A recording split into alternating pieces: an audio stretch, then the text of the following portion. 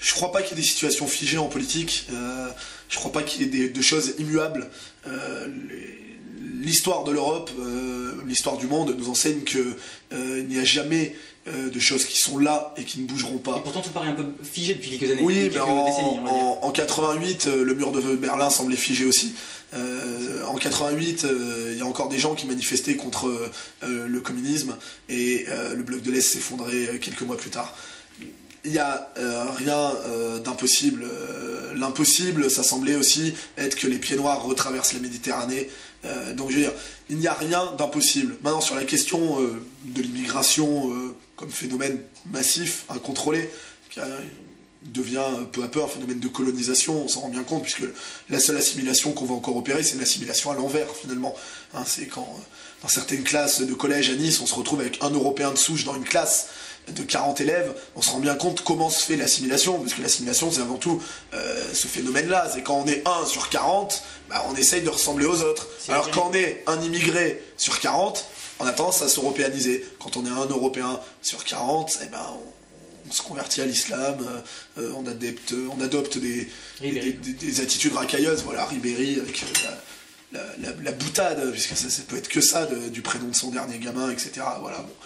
C'est vrai qu'il est un peu symptomatique de ça, mais il y a aussi la rappeuse Diams, où finalement un peu l'égérie rappeuse, féministe, sympa, etc., et qui finit voilée. Et ça, c'est des exemples médiatiques, mais malheureusement, c'est des milliers qui sont concernés par ce phénomène.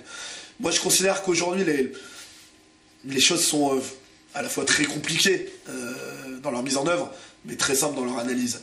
Est-ce qu'on considère qu'aujourd'hui, la présence massive d'immigrés extra-européens, majoritairement musulmans, sur le sol français et européen, peut bien se passer? Est-ce que les choses peuvent aller mieux sur les 10, 20, 30 années qui viennent? Je considère que non. Moi, je veux pas d'une société qui soit au milieu le Brésil et à la fin le Liban. Parce qu'aujourd'hui, c'est cette situation-là vers laquelle on va. Si on parle de gérer la situation, bah, c'est le Brésil. Et on le voit aujourd'hui, la situation de Marseille ou de certaines banlieues parisiennes, des affrontements en armes de guerre pour le trafic de drogue, etc.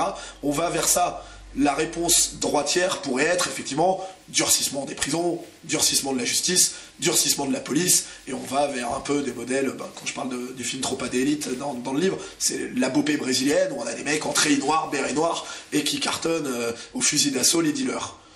Alors, ça peut sembler sympathique quelques secondes, mais moi, très sincèrement, qui est effectivement, moi, un vieux fond un petit peu libertaire, cette société policière et ultra-violente, elle me fait pas rêver. Et je considère que ceux qui me disent bah ils sont là, faut bien faire avec, qu'ils soient de droite ou de gauche, le seul modèle vers lequel ils peuvent tendre, même s'ils n'en ont pas conscience en disant ça, c'est celui-là. Moi, il ne me convient pas. Je considère que le seul moyen que les choses se fassent de la manière la plus pacifique possible, c'est effectivement d'envisager une inversion des flux migratoires, pour parler plus clairement et pas faire le vieux technocrate, c'est-à-dire un retour au pays de la majorité des immigrés extra-européens. Ça me semble la solution la plus pacifique, encore une fois. Dire ils sont là, ils vont rester, aujourd'hui, c'est nous amener vers la guerre. La société multiraciale, on se rend compte de quoi? C'est la société multiraciste. C'est la Yougoslavie, c'est le Liban. Je parle du Liban, j'ai un exemple très clair. Certains de vos lecteurs ont peut-être suivi ça. On a mené beaucoup de choses autour d'un quartier qui s'appelle, c'est la rue de Suisse, le quartier Notre-Dame à Nice, où il y a les fameuses prières de rue tous les vendredis. On a réussi à faire préempter un local sur lequel les islamistes de l'UOIF avaient des vues. Bon, on a mené tout un combat là-dessus en faisant d'ailleurs un apéro porchetta rosé, qui était un peu la version relocalisée, nissardisée de l'apéro saucisson pinard qu'on avait connu sur Paris. Ce quartier a été appelé par l'AFP un quartier musulman. Il y a eu une dépêche de l'AFP à l'époque de cet apéro saucisson pinard local qui avait titré « Une provocation dans un quartier musulman ». Quand j'ai vu ça, je me suis dit « ça y est, je ne le savais pas, j'habite à Beyrouth. Il y a des quartiers chrétiens, il y a des quartiers musulmans ». Et c'est l'AFP qui le disait. Et effectivement, aujourd'hui, on se rend bien compte, en allant même plus loin, en guise de provocation, qu'aujourd'hui, il y a des villes où il y a des quartiers halal.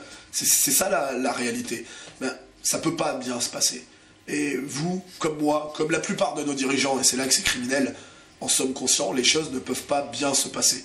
Moi, je considère que le rôle du politique, c'est d'avoir une vision qui dépasse le seuil de son mandat. C'est bien ce que je reproche à nos dirigeants, c'est qu'en gros, leur rôle aujourd'hui, c'est quoi? C'est de se dire, pourvu que ça pète pas tant que je suis là. pourvu que ça pète pas tant que celui-là et que moi, je n'ai pas à faire des choix historiques qui puissent me mener à ce qu'on dise du bien ou du mal dans un livre d'histoire un jour, ou malheureusement avec un peu la vulgate internationale actuelle, pas se retrouver à être compagnon de cellule d'un quelconque Serbe au tribunal pénal international de l'Haye. Nos dirigeants aujourd'hui, leur jeu c'est ça, c'est pourvu que ça ne pète pas tant que moi je suis aux affaires.